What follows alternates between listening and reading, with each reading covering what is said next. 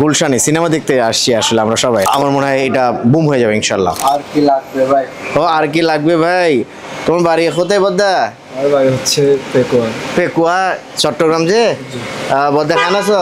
ভালো আছে। সিনেমা দেখার পরপরই কিন্তু খেতে হবে, ক্ষুধা প্রচন্ড। মন দেবো তেহারি দেবো না, তেহারি খাওয়াবি কিনা বল। মানে ও রূপে আমার আগুন জ্বলে। মানে আমি গ্লাস দেখবো নিজেকে, মিররের সামনে আমার কেমন লাগছে, একটু হাত মুখ ধোবো। স্ট্রং একটা স্মেল আছে, এটা ঘি। হ্যাঁ ইউনিক একটা টেস্ট আছে। তেহারি তো অনেকগুলো খেয়েছি আলহামদুলিল্লাহ, বেশ কিছু জায়গায় আলহামদুলিল্লাহ খাওয়া হয়েছে। ওটা ডিফারেন্ট এক ইউনিকনেস আছে এর মধ্যে। আসসালামু আলাইকুম। আজকে যে ব্লগটাতে এসেছি গুলশানে সিনেমা দেখতে আসছি আসলে আমরা সবাই। দেখেন এখানে জসিম, সেই পুরনো আমাদের সেই লেজেন্ড হিরো, এখানে সবাই হিরো হিরোইন যারা আছে, জসিম, নূতন, অঞ্জনা, সবার ছবি এখানে আছে। নামটা আছে পেয়ারি তেহারি ঘর। আচ্ছা তেহারি তার মানে আপনারা বুঝে গেছেন হয়তো, সিনেমা করতে এসে আমরা যখন ক্ষুধা লাগবে খাবো তো। আর কি লাগবে ভাই? ও আর কি লাগবে ভাই? তোমার বাড়ি কোথায় বদ্দা? আমার বাড়ি হচ্ছে পেকুয়া। পেকুয়া চট্টগ্রাম যে বদ্দা খান আছো? ভালো আছে। ভালো আছে, কম আছে না? আচ্ছা ভালো ভালো। আর কি লাগবে? তো তোমরা এখানে চা বানাও যে ওদের নর্মালি যে ইগুলো আসলে এস্থেটিক্যালি ডিজাইন, যেমন হারিকেন, আমরা ছোটবেলায় বাইস্কোপ দেখতাম না, বাইস্কোপের যে ফিলটা ঠিক ওই ধরনের। তারপর রিক্সার পেছনে যে ক্যানভাসগুলো থাকে ঠিক ওই ধরনের কিছু নিয়ে, মানে একটু ব্যতিক্রমে কিছু নিয়ে আসছে যাতে অ্যাট্রাক্ট করা যায় অনেককেই। তো মূলত এটা হচ্ছে একটা রেস্টুরেন্ট। এটা কি চিরঙের না? চিরাংটাকে কিন্তু আমাদের বাড়ি হচ্ছে বরিশাল। বরিশাল, আচ্ছা আচ্ছা। তো চিরং বেজ আর কি একটা রেস্টুরেন্ট। চিরঙে 3টা ব্রাঞ্চ আছে আমি যতটুকু শুনলাম, আর ঢাকাতে একটা, আরও ব্রাঞ্চ করবে ওরা। কেটলিটাকে কীভাবে ডিজাইন করেছে মানে একটু ডিফারেন্ট। আর এখানে মটকা চা বিক্রি করো? চা কত করে? 30 টাকা করে। মালাই নাকি শুধু নর্মাল চা? নর্মাল মধ্যে আমাদের হচ্ছে মটকা দুধ চা। মটকা দুধ চা কত? 30 টাকা। 30 টাকা করে। ফাইন। সিনেমা দেখার পরপরই কিন্তু খেতে হবে, ক্ষুধা প্রচন্ড। তো এই হচ্ছে তাদের অবস্থা। ডায়লগগুলো খুব সুপার, ক্যানভাসগুলো দিয়েছে। ওই দেখো, মন দেবো তেহারি দেবো না। তারপরে জসিমের ডায়লগ এটা কি, তেহারি খাওয়াবি কিনা বল। তেহারি কুলফি, কুলফিও মনে হয় বানায় ওরা, কুলফি সার্ভ করে। হ্যাঁ ওদের ডেজার্টের মধ্যে 3টা ডেজার্ট আছে। আমরা যেটা নিব সেটা হচ্ছে, আমি ওদের একটা সিগনেচার ডিশ আছে যেটা সিগনেচার ঘি বিফ তেহারি। এটা হচ্ছে 1 কেজি মটকা 599 টাকা, ফুল প্লেট 299 টাকা, আর হাফ প্লেট হচ্ছে 199। আমি মূলত ট্রাই করবো এটা। সাথে ডেজার্ট বোরহানি নিব, বোরহানি হচ্ছে 80 টাকা। আর আচারি সালাদ আমি ট্রাই করবো না, আচারি সালাদ আমার খুব একটা ভালো লাগার কথা। আর কিছু ডেজার্ট আছে ওদের, পেস্তা কুলফি বোম 120 টাকা করে একটা। এই যে এটা ফেরনি হচ্ছে 70 টাকা, আর শির খুরমা 90 টাকা। নামটা আমি জানি না সঠিক। যাই হোক, আমি কুলফিটা ট্রাই করবো এখানে খাওয়ার পর ইনশাল্লাহ। তো এদের মানে প্রত্যেকটাই, মানে ওদের যে ডিজাইনটা না ভালো। এটা হচ্ছে ওয়াশরুম, ওয়াশরুমের ও সুপার, মানে ও রূপে আমার আগুন জ্বলে। মানে আমি গ্লাস দেখবো নিজেকে, মিররের সামনে আমার কেমন লাগছে, একটু হাত মুখ ধোবো, আয়নাতে ওই মুখ দেখবো, তোমার দেখবে তো যখন। আচ্ছা এটাও একটা বাংলা খুব লিজেন্ড একটা গান, আর রূপে আমার আগুন জ্বলে, খুবই লিজেন্ড এগুলো গান। তো যাই খেতে খেতে মজা, হ্যাঁ মজা হবে অনেক। ওরা আসলে মূলত এগুলো ফিচারগুলো দেয় কেন, মানে গতানুগতিক রেস্টুরেন্টগুলোতে আসলে যেভাবে সার্ভ করে, ওরা একটু ব্যতিক্রমী কিছু করছে। সাথে সাথে যদি খাবারের কোয়ালিটিও যদি ভালো হয়, ডেফিনেটলি লোকজন আসবে ইনশাল্লাহ। এই রেস্টুরেন্ট আমার জন্য খুবই নতুন, আমি জানিও না কিছু, ভালো লাগলো এই জন্য এসেছি। তো কিছু তথ্যাদিত প্রয়োজন আপনাদের সবার জন্য। কোথায় অবস্থিত এটা, তারপরে হচ্ছে কী ধরনের খাবার করে ওরা, এই ইনফরমেশনগুলো আমি মিরাজ ম্যানেজার এখানকার তথ্যগুলো দিবে। মিরাজ এটা কত বছর পুরনো? এটা কি খুব নতুন মনে হয় এটা নাকি? এখানে নতুন। এইখানে গুলশান কোথায় এটা লোকেশনটা? এটা হচ্ছে গুলশান 1 22 নম্বর রোড 4 নম্বর house, Sam tower. Sam tower. Okay okay fine. কি কি খাবার এখানে সার্ভ করে? এখানে আমরা মূলত আমাদের মেইন যে ডিশটা এটা হচ্ছে তেহারি। তেহারি কি কি? মাটন তেহারি, মাটন পাবেন, বিফ পাবেন, চিকেন পাবেন।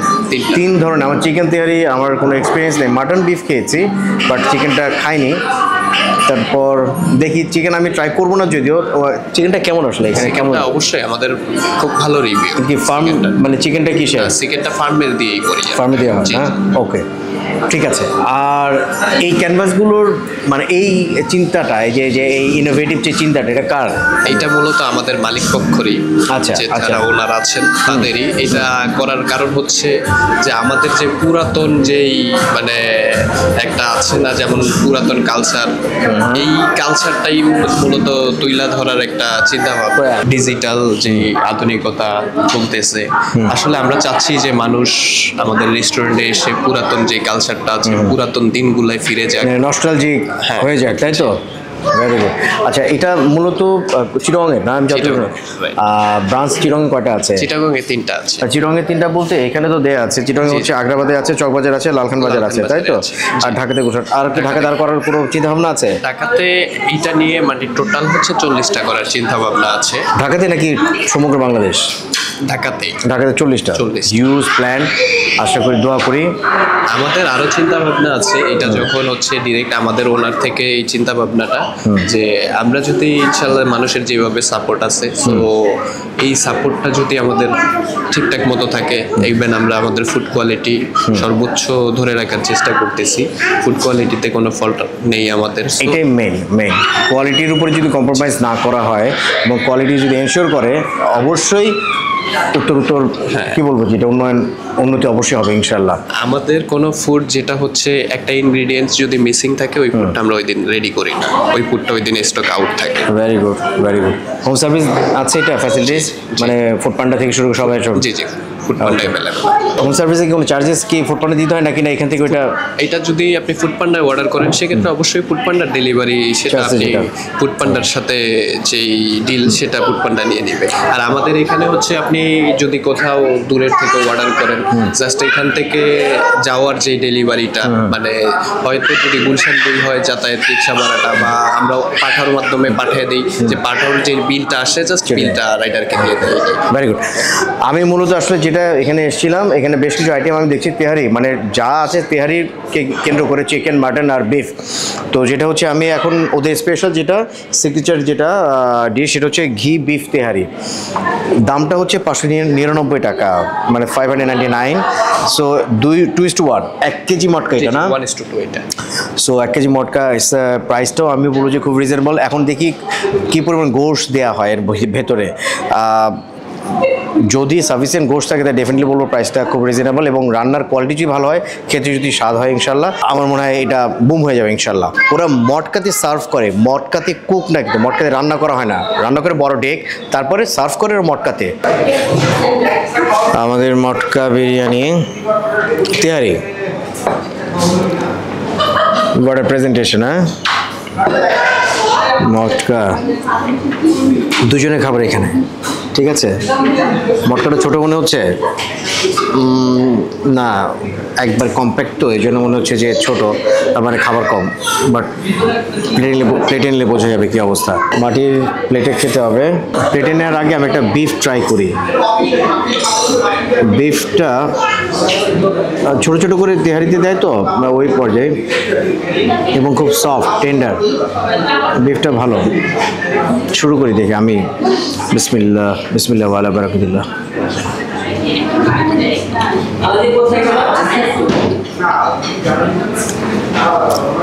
মজা, খুব স্ট্রং সার্ভ করে। এখন কি শুধু উপরের টুকুতেই গোশ আছে না ভিতরে গোশ আছে? এটা হচ্ছে দুজনের জন্য, তো যথেষ্ট খাবার। স্ট্রং একটা স্মেল আছে, এটা ঘি। হ্যাঁ, ঘি, এই যে এটা ওদের গাওয়া ঘি।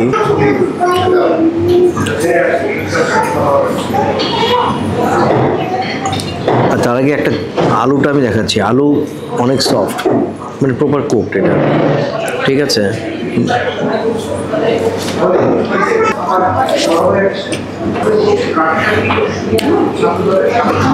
মজা মজা। আলহামদুলিল্লাহ। আমার কাছে একটু ব্যতিক্রম মনে হচ্ছে এই কারণে, প্রথমটা হচ্ছে প্রেজেন্টেশন, দ্বিতীয় হচ্ছে ইউনিক একটা টেস্ট আছে। তেহারি তো অনেকগুলো খেয়েছি আলহামদুলিল্লাহ, বেশ কিছু জায়গায় আলহামদুলিল্লাহ খাওয়া হয়েছে, ওটা ডিফারেন্ট এক ইউনিকনেস আছে এর মধ্যে। এবং বিফটাও বেশ ভালোভাবে রান্না করা। গুলশানে প্রাইস হিসেবে কিন্তু 599, 600 টাকা ধরেন, দুজন খেতে পারবো। দুজনের জন্য 600 টাকা, 300 টাকা করে, বেশ ভালো।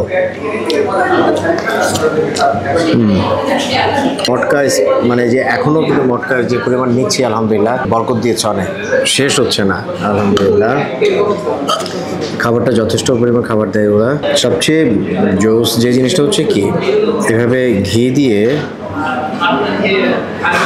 এবং ঘিটা খুব মানে তীব্র ফ্র্যাগনেন্স আছে ঘিয়ের, এটা মোটামুটি এর আগে কয়েকবার নিলাম আলহামদুলিল্লাহ। মানে যতই খাচ্ছি মাসাল খুব মজা লাগছে। আর গোশগুলো এত সফট, এত টেন্ডার, মানে চাপ দিলে এই গোশটা, আর যত নিচের গোশ হচ্ছে তত বেশি সফট এটা। হ্যাঁ, উপরে তো সফট ছিল।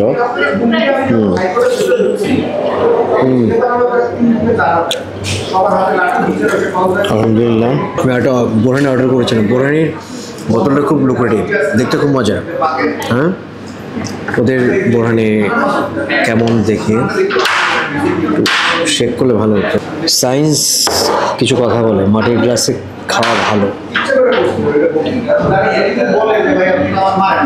এই হচ্ছে বোরহানি, থিকার বোরহানিটা। ওটা খেতে কেমন?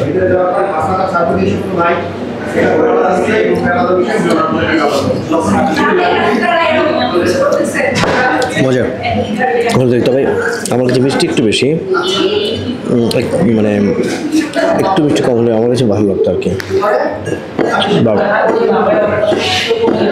যেটা শুরুতে বলেছিলাম, স্পেশাল সিগনেচার আইটেম ওদের এটা, যে ঘি দিয়ে এটাকে রান্না করা হয়, এবং রিয়েলি